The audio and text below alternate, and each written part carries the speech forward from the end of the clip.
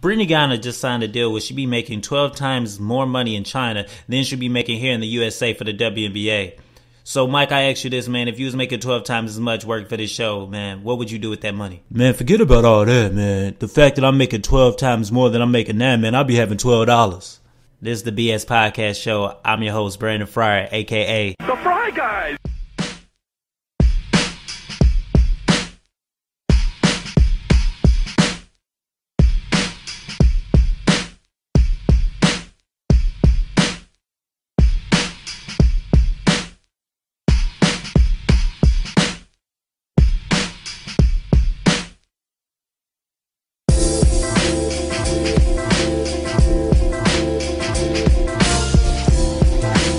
I said it before and I'll say it again. Welcome to another edition of this BS Podcast Show. Like I said, I'm your host, Brandon Fryer, a.k.a. The Fry Guy. Got my homie Mike here. Danae is not in the building. So, I got half the team with me in the back. But it's all good. Mike's always here, man. Mike's always here. He just don't really talk as much. But Mike, he got something on his mind, man. He wants a segment.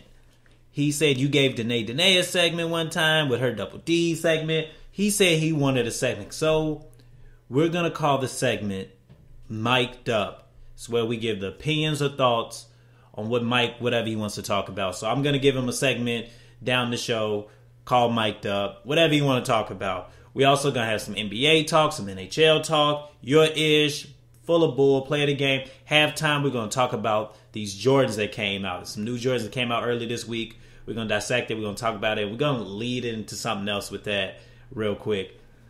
But before we do any of that, let's get you caught up with this BS update. Get you caught up for the news this week. And let's start off in soccer. Has Manchester United fired their head coach David Moyes from their head coaching spot? He was only on there for 10 months. In boxing, Bernard Hopkins become the oldest at the age of 49 to unify titles after his win last weekend. In the NHL, Brent Seaberg suspended for 3 games in the playoffs for his illegal hit, apparently.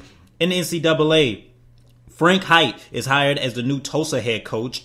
Tennessee hired their new head coach, Donnie Tilden. The NCAA also proposed a rule where transfer will get probably an extra year of eligibility. Why not just let them play right away when they transfer? I'm just saying. Also, NCAA will reduce the suspension of players that's using marijuana from not a full season to half season because they doesn't see it as a performance enhancer. There's some NBA players on the rise in the NCAA. They are Rodney Hood, Jabari Parker, Cal Anderson, Zach LaVine, James Young, and Julius Randle. Player that will be returning, UCLA's Jordan Adams. Matt Jokel will transfer from Texas A&M to TCU. In the NFL, the Seattle Seahawks are nearing a deal that will make Richard Sherman the highest paid corner in the NFL. And the Seahawks weren't done making moves there as they acquired Terrell Pryor from the Oakland Raiders for a 7th round pick. Josh Morgan, wide receiver, signs a 1-year deal with the Bears. He played for the San Francisco 49ers and last year with the Washington Redskins. Giants signed quarterback Josh Freeman. The Jets signed running back Chris Johnson. And Ocho Cinco signs a 2-year deal in the CFL with the Montreal Alouettes. In the NBA is considering increasing the salary cap up to $5 million. Also, the NBDL may reportedly considering raising the age limit up to 20 years old. NBA sideline reporter Craig Sager is diagnosed with leukemia. Some awards were given out. Greg Popovich of the San Antonio Spurs wins the Coach of the Year. Joakim Noah of the Chicago Bulls wins the Defensive Player of the Year. Kevin Durant wins his 4th scoring title. That's his 4th in the last 5 years. The Milwaukee Bucks was sold for $550 million. It's reported that the team will stay in Milwaukee. The Knicks signed Lamar Odom through the 2015 season, and the Knicks weren't done there because they fired Mike Woodson and his entire coaching staff. It's a report that Steve Kerr is interested in the job. The Jazz fired their head coach. The Minnesota Timberwolves head coach Rick Adelman retires from coaching, but he will stay on as a consultant. And let's stay with that. Talk some more NBA as we're going to head into those playoffs in our first quarter. We're doing this show a little early, sending it out to you guys a little early, just because, I got a Bulls game that I need to attend. You know what I'm saying? I need to watch my Bulls play. And speaking of the Bulls, let's just start off with them. After watching game 1 of the Bulls and Wizards, the one thing that I noticed was they offense got really stagnant about in the end of the third quarter and in the fourth quarter. They just couldn't get points. Times like this, I heard Mike Greenberg said this on Mike and Mike, that this is the time they really miss Nate Robinson. I do you one better than that. This is the time they really miss Derrick Rose, when you needed Derrick Rose in your team, when you needed that superstar, which I beg to they need Carmelo Anthony, or they need somebody who can definitely get buckets for them. They need one or two scorers on their team, because what you do if one gets on a cold streak, you need another one. But the Bulls didn't have no answer for Nene. I know their game plan going in, you could see it watching the game, was contain John Wall and contain Bradley Beal. And they did that. Bradley Beal was he was garbage. I hate to say it. He didn't have a good game. Maybe he had some jitters. Maybe he was nervous. I don't know. But they had him on lock. John Wall, you didn't even know he was really there, because Andre Miller, his backup, actually stepped up. But they had no answers for that front court of Nene and Gortat. They had no answers. Taj Gibson, he's kind of rubbing me the wrong way a little bit. Normally, I'm a huge Taj fan. I still like Taj, so I don't want to act like I'm about to bash Taj. But he was doing a lot of whining and complaining. He felt like he should have got every call and stuff like that. They need to take that out the game, by the way. Remember, I put that in my proposal, which I'm going to get into later down the show. But they need to just eliminate that whining. And Noah, I didn't even know he was there. Nene just had Noah's number the whole time. And if the Bulls, they need to get it together, get the plan right on defense, have your offense going. I feel like they're going to get it together, because Augustine, he had an off night. I don't feel like he's going to do that consistently in a 7-game series. So with that being said, they need to get on the right track so they can play better, so they can advance and play a team that's struggling like the Pacers. Because the Pacers, after watching that first game, Jeff Teague was taking them to school. I don't know what's going on with the Pacers. I feel like the Atlanta Hawks lineup, they very small and they're quick. They're beating them just off quickness alone, because Jeff Teague was just schooling by. And Roy Hibbert is kind of slow. I know they got chemistry problems to me, but maybe Frank Vogel should consider making Roy Hibbert come off the bench and probably have more of a small lineup. Maybe have David West at the 5, have a stretch 4, maybe Scola play the 4. Maybe that would be a little bit better, because then they can play with the pace of the Atlanta Hawks. But they need to get it together some way, somehow, quick, fast, in a hurry, because before you know it, they could be a first round out. I actually expected this game to go maybe 5-6 games, and it still could do that with the Pacers winning. But if the Pacers continue playing like this, expect an upset. Another intriguing matchup to me, and probably the most intriguing matchup to me, is the Rockets and the Blazers. I was watching that game, and I got to give all the credit in the world. He was going to be my BS player of the game. Somebody beat him out. But LaMarcus Aldridge set a franchise playoff record. The man, 18 boards, I think either 48 or 46 points. The man was just phenomenal, just balling. Granted, he did foul out, and then Damian Lillard stepped up, showing that, hey, that big shoe deal that I got, I'm worth it. And they were balling. The one thing I noticed, James Harden was garbage. I don't expect him to do that a whole game, but garbage. And Patrick Beverley is the key. I know he's dinged up, hurt. I feel like he's going to play, but Houston got to get their defense together. And you expect more from Dwight Howard. Granted, he had a good game, but he fouled out. But they need to step up that defense, because I actually got the Rockets winning this, but they got to get their defense in order. Another game that I feel like is going 7 games is the Clippers and the Warriors. Now, I got the Clippers just because the Warriors, with the fact that Bogut's hurt, I feel like the Clippers now have the edge. But first game, I feel like Blake Griffin didn't really show up. But the second game, they just dominated. And I like their game plan. Steph Curry is going to get his points. We can't stop him. We can't contain him. Let him get his points. But you know who we can't contain? Klay Thompson. So let's knock him down. And they contain him quite well. The Clippers, to me, is that surprise team. That's that team I have surprisingly coming out of the West. Now, I don't know if they can do it or not, but you know what I thought? And my fault for I just thought about this real quick. I don't think I never gave my finals prediction. The 2 teams that I got the Heat coming out the East, and I did have OKC. I'm going to stay with OKC, but the Clippers, to me, are a team to look out for. Now, I did mention the Thunder. I had them winning against the Grizzlies in about 6. And the reason why, because the Grizzlies are just a tough team physically, mentally. They just grind you down. And I don't feel like they have enough to beat the Thunder overall. But you saw it in game 2. They just grind with them, stay with them, took the game in overtime. And really the Grizzlies should have won in regulation. But Kendrick Perkins, who shocked everybody and forced the game into overtime. But I wouldn't worry about this game. Just regroup Thunder and you'll be right back in it. Another thing I want to talk about is, of course, the defending champs is the Heat. Now, I was watching this game. Now, a lot of people just automatically say, oh, yeah, the Heat are going to sweep the Bobcats. I don't necessarily think so. I actually had this game going to 6 games because the reason why, the Heat's weakness is point guard and center. And that's the best 2 players on the Bobcats. Kemba Walker, point guard, and then their center, power forward, big man, Al Jefferson.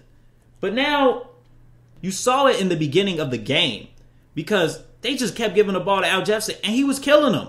But then he kind of tweaked. He got that plantar fasciitis, and his foot's messed up. So you can start seeing the Heat just catching up to him, and then finally just pulling away from him. And Kemba Walker couldn't just do it all because then he felt like he had to just force up shots, and it was just nobody else there. They need to do more. You got to hope Al Jefferson can just at least get back to his old self because the man been balling all season. If he could play like that, who knows what can happen, but I don't see it going no farther now than 5 games with Al Jefferson being hurt. Next quarter. Alright, I said I was going to give him a segment, and this is time for the mic'd up segment. I let him talk about whatever you want to talk about. So, Mike, the mic is yours, man. Go ahead, say what you got to say. Okay. What I want to say and what I want to talk about is the NFL draft because we went over this sheet that we was going to talk about, B, and I didn't see nothing about the NFL draft. You got your NBA, you got your NHL, you got Yo-ish. I mean, it's good. Show, do what you got to do. But I want to talk about the NFL draft, and I want to give my mock draft because NFL draft is coming up in 3 weeks, man. What you talking about? I'm going to actually get to that. I'm going to really talk about that in an article, and I'm going to probably do a segment on it, and I'm probably going to do a whole show entire about it, maybe do a special. So I have thought about it. So whatever. I don't even want to hit. I don't want to hit. You got to shut me down like that? I'm just saying this is my segment. I want to talk. Let me do my thing. So let's get into Mike's mock draft. First pick, Houston, Texas. You know who I'm going with for them? They need a QB. They're going to get Johnny Football. They need a franchise quarterback. Johnny Manziel is their guy. That's who they need. Next up, St. Louis. Now, you think I'm going to say Jadeveon Clowney, but they kind of got their ends in Chris Long and Robert Quinn. So with that, I'm going with Khalil Mack. Boy can play outside linebacker, do his thing, make that defense stout. Next, the Jacksonville Jaguars. Now, this is where I say Clowney's going to go to them. You got Clowney on that defense. You build that defense, make it that Seahawk type of defense. You dominate. Next up, 4th pick, we got the Cleveland Browns. I'm going with David Carr, quarterback out of Fresno State. The Browns are already linked to him. I feel like they're going to pick them. To me, it's the right fit. They don't want Manziel. Bridgewater's been shaky from reports. You got to go with Carr. Next up after that, I got... Wait, who's the number 5 pick, B? I don't know who the number 5 pick is. Oakland Raiders, man. It's the Oakland Raiders. All right. My fault, because my sheets are all mixed up right now. So next, number 5, Oakland Raiders. I'm going with Sammy Watkins. They need a wide receiver to fit with Matt Schaub. Sammy Watkins would be the perfect fit for them. Next up, Atlanta Falcons. They need some protection for Matty Ice. And I feel like Greg Robinson, who's probably the highest rated offensive tackle out of Auburn, you get him, boom. 7th pick, Tampa Bay Bucks. Now this is where I got Blake Bortles going. I was going to give it to Teddy Bridge, but Blake Bortles go there. He can learn since he's unknown, learn underneath Josh McCown. You be ready for the job in like a year or 2. Perfect. Then after that, it's the Vikings time. Now I say Teddy Bridgewater is going to go ahead. They need a QB. Matt Castle's not the answer. I'm sorry. Adrian Peterson's going to rip off his leg, keep running the ball, you keep giving him the ball. Vikings need more. They need a QB. They need a QB of the future to compete with the Bears, Lions, Packers. You need something, man. Bills. Here's where Mike Evans go. Even though they picked up Mike Williams and they got the other kid. What's the kid name? Can't think of his name, but it's the other wide receiver, Stevie Johnson. They got him, but I feel like they're going to trade Stevie Johnson down the line. So why not get Mike Evans right here as your wide receiver of the future to go on with E.J. Manuel. Then the 10th pick, Detroit, Anthony Barr out of UCLA. The Lions need more defense besides, Sue and Fairley. They need more. I don't know who their linebackers are. I don't even know who their corners are. We know their offense. They need to go defense, and especially when you got like a defensive coach like Clawell on your head coach's squad now, you need Barr. He's an outside linebacker, play defensive end, whatever you want, he could do it. Next, Tennessee, cornerback, Justin Gilbert, out of Oklahoma State. They need a lockdown corner. They're missing since Finnegan left. Tennessee needs that. Next, Giants. I got Aaron Donald going here. Now, I know Brandon going to be like, oh, Aaron Donald, Bears. He's been saying that all day. But I feel like somebody's going to beat them to the punch, and it will be the Giants. They need defense. Even though I feel like they need to go offensive tackle, they need defense a little bit more, and he's actually, to me, the highest rated player, Aaron Donald. Next up, St. Louis Rams. Right here, they're going to go offense of tackle. They're going to get Jake Matthews. They need some protection for Sam Bradford. I don't even know if Sam Bradford they answer, but that's who I'm going to get right now. Then the 14th pick, Bears. Clinton Dixon. That boy, to me, is a beast. To me, he's the highest rated safety. The Bears need safety. Brad going to tell you they're going to need a 3 technique. Well, you don't know what I'm really going to say because it might have changed over time. I gave him a mock draft. Things get updated. Whatever. This mine. It's my time. Mic'd up. Anyway, so that's why I got with the Bears taking. Clinton Dix. Then the 15th pick, Pittsburgh Steelers. Right here, it's going to be tough, but I think they need a tight end. And I like the boy out of North Carolina. The boy, to me, is the highest rated tight end. They need some offense. They need something there. If they don't get him, go receiver route. But I feel like the tight end is the highest rated one. Then lastly, what I'm going to do, because I'm only giving you half of the first round pick, because you only deserve half. You want more, holler at me on Brandon segment, yo ish, and I give you more. But Dallas Cowboys, right here, I got to think. They need to protect Tony Romo. So I'm going to go Taylor Ewald, the kid. I don't even know if I said his name right, but that kid out of Michigan, offensive tackle. Doug Freeze about to leave soon. You got Tyron Smith there, but you need more protection for Tony Romo and them boys. So that's what I want to talk about. Mic'd up, NFL draft. I love the NFL. Only gave you half. You want the 17 and 32 picks? Holler at me. Who knows? I might even put it up on Brandon's Tumblr page. Because, I'm the assistant executive producer. This is what I do. All right, man. He got real hyped up about that. So I'm just going to let him have his time. Let him do it. He's kind of feeling himself. He's out of breath. He's kind of sweating. Big dudes be sweating up in here. And it's hot up in the studio. But anyway, let's go to halftime. All right, halftime, and we told you we was going to talk about the new Jordans, the XX9. They've been released. We saw the pictures for them. We excited. And me and Mike saw the price for them joints. Right now, they ranging from like $165 to $170. And to us, for some gym shoes, that's an outrageous price. But, Jordan's always been in that price. But then it comes now to the question. First, Mike, I'm going to ask you straight up, what do you even think of the Jordans? Yo, straight up. Those Jordans to me, I'm going to get them regardless because I'm a Jordan fiend. But those look like the knockoff type Jordans. I was about to say the same thing. It's like those are the Jordans that's like you cut grass in. The ones that the bootleg Jordans. The Jordans that you just wear like you about to sweep or clean up the house. Exactly. That's exactly what I think of them Jordans. Yeah. So with that being said, now it becomes what is like the craziest amount you would spend. And for me, it would be Xbox, PlayStation, gaming systems. That's like, I'll spend a lot of money on that. That's what I do. Well, I already told you before. Me, it's the Jordans, man. I'm a Jordan fiend. Jordans all day. They can be the same Jordans I already got. They just add a different little color to it. I'm still going to buy it. So you getting these Jordans. I already told you I'm getting them Jordans. All right. Why are you so defensive today? I feel a little hostile. I mean, you know, you was up there talking about you gonna get Danae a segment. And I'm like, why I don't get a segment? And I gave you a segment. I know, man, but it just took so much energy that I wasted to gotta get a segment for you. Now let's get back. Third quarter here. We're gonna talk some NHL real quick. And real quick, I just noticed, these are my takeaways so far from the playoffs. I noticed that every second really matters in the NHL. And the reason why I say that, it looks like at the end of each period, those last 3 minutes of each period, that's when people like want to get their best. It looked like they just be like, all right, you know, let's just kind of lollygag right now. Let's coast. Uh-oh, last 3 minutes of the period. Let's ramp it up. Let's get hard now. And it's crazy because out the games, St. Louis and Chicago, Detroit and the Bruins, and then you had Pittsburgh and the Blue Jackets. Out of those games, those last 3 minutes when you saw most of the goals happening. And it's just been real crazy. The St. Louis Chicago game, I saw it in game 1. And then Pittsburgh rammed it up a little bit against Columbus when they was down 2-0 in one game. So I definitely noticed that.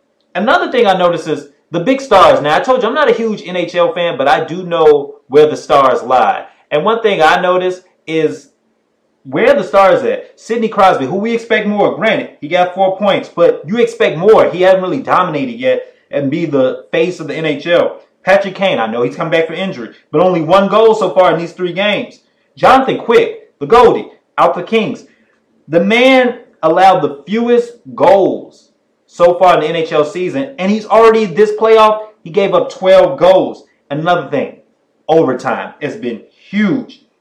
I feel like every night there's been at least an overtime game, but really it hasn't been like that because out of the 21 games, 6 games went to overtime, but that is like more than 25% of the NHL playoff games so far. So those are my takeaways from it. And one thing I want to give congrats to is Paul Martin from Pittsburgh has really stepped up. And Nathan MacKinnon, he's leading the NHL so far, the postseason, with 7 points.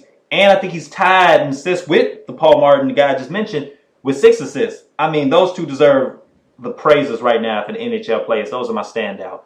Next quarter.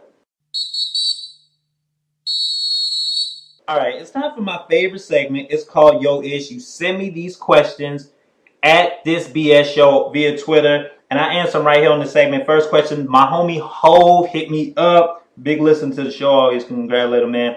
He said, I know you don't know much about hockey, and that is true, but do you think the 3-game suspension on Brett Seabrook was too much, especially for the playoffs? I don't think it was too. I'm trying to not be biased because if I'm a Chicago fan, I'm like, that's too much. That's too much. But actually, I think it was right because the way the Chicago Blackhawks have been playing this series, let's take out last night's game, but they've been trying to be like bashing and be the bruisers and trying to be all about like physicality. That's not their game. They're more, you know, puck-driven type of team. They control the puck. They're very skilled skaters. That's their style. Not this whole bruisers, beat them up, physical team. That's not them. And Brett Seabrook, to me, he took a little too far. Now, 3 games, I probably would have gave him 2, but 3, I can't really argue with that. So I don't think it really was that. I don't think it was too much, Ho. I really don't. Next one. CC Holmes 4 said, do you think the MLB needs to eliminate bench clearing after the Brewers and Pirates matchup? I definitely do. One thing, I wrote an article. I'm going to get into that, like I said before. But if I was commissioner of MLB, one thing I forgot to put in my article, I would eliminate fighting. Both, if I even did NHL too, fighting has to go. They're out in the NFL. They're out in the NBA. I feel like bench clear, it's just too much because you got bad spots. I don't agree with that. I feel like it's a sucker move. Let's eliminate fighting. You can't fight nowhere else in the workplace at any job. So why do that there? Only one if you're getting paid to do it, and that's boxing. So yeah, they do need to eliminate it. Next up, wrapping it up once. I can't. Man, what's up with these names? I don't know what is the deal with Drake and his comments of Jay-Z at the rap game. What do you think? I heard about that. It was during the game between the Nets and the Raptors. They interviewed Drake. I think it was Toronto's channel. They interviewed Drake and they asked about Jay-Z to him or something like that. And he said, oh, he's probably somewhere eating fondue. He takes a little weird shots at Jay because right now I think he sees Jay and Kanye as the top dogs, and he's trying to come at them. So I think that's all Drake trying to do. This is my personal opinion. But that was your ish. Remember, send your comments to us, man. Send me questions via Twitter. Answer them right here. My BS player of the game goes to Boston Marathon with Ahmed Keflezighi. He becomes the first American since 1983 to win the Boston Marathon. And especially after last year with the whole bombings of the Boston Marathon. So big ups to him. I know it just shows like USA strong. It's a good story. I love it. So he is this week. I was about to say my week, but he is this week's BS player of the game. My Fuller Bull goes to Amari Stoudemire, the New York Knicks. The season's over. NBA season's over. The Knicks season's definitely over. But at the end, Amari Stoudemire said, the Knicks are the best team on paper. This frustrates me because I hate that, like, on paper, they're the best team. Paper ain't going to help you win games, so why say that comment? And really, I look at the team on paper, I'm like, okay, Carmelo Anthony, superstar. J.R. Smith, at best, 6-man. Tyson Chandler, decent defensive player. Everybody else, to me, are just role players. Tim Hardaway Jr. did get going, but no one didn't see that coming on paper. Iman Shumpert is a role player. Amari Stoudemire, you yourself now have become a role player. You're not a second star. You're not a third option. You're not having it no more. They limit you. Bargnardi, role player. They just making superstar money. So Amari, please, your season's over. Just pretty much just talk about, look, we stunk this year. We was bad. We're going to be better next year. Don't say the Knicks are the best team on paper. Do not feed me BS and call it sugar grits. Don't pee on my leg and tell me it's raining, man. Don't do it. So Amari Stoudemire, you a full of bull. I want y'all to go on my Tumblr page. I did a 4-part article on if I was the commissioner of the, and then it blanks out and I do each sport. I did 4 sports in particular: the NBA, the NFL, the MLB, and the NCAA. Go on there and check them out. It's dope. Also, check out our picks of the week. Some funny pictures on there we put on our Tumblr page. Go check them out. Get your laugh on some of these pictures. And there's some interesting stuff like some jerseys on there, new jerseys for some college teams. Some interesting. Go ahead and check it out. Also, you know, early in this show we talked about the Jordan XX9. We got the pictures of the shoes on our Tumblr page, and we got video. We got my boy Lance breaking it down. He's from Bleacher Report. He's breaking down the shoe. He's at the convention, the press conference there. Check it out. Really break down those new Jordans. That's the Fry Guy, bs.tumblr.com. Go on there, check out everything. We always got some good stuff for you every week, so definitely check that out. I want to thank everybody for tuning in and listening to this edition of This BS Podcast Show. I want to thank my man Mike for giving me his segment. He's a little hostile, but he's okay. He's still sweating, by the way, over here. He's just still sweating. That took a lot of energy out of him. This is why I don't give you a segment. That's why I was saying I was going to give Danae hugs if she came up in here. I want to thank my man Lawrence Holmes, Jay Hood, the Game family. I want to shout out everybody for listening, everybody for tuning in. And remember, life is a game, so play hard all 4 quarters. This has been another edition of This BS Podcast Show. I'm your host, Brandon Fryer. We out of here. 2 fingers in the air. Mike, man, I'm telling you right now, man, don't ever be yelling at me again, man. You a little too hostile. Man, I'll say whatever I want. Yo, you gotta check that, man. Don't let the frame fool you, man. You better watch out next time.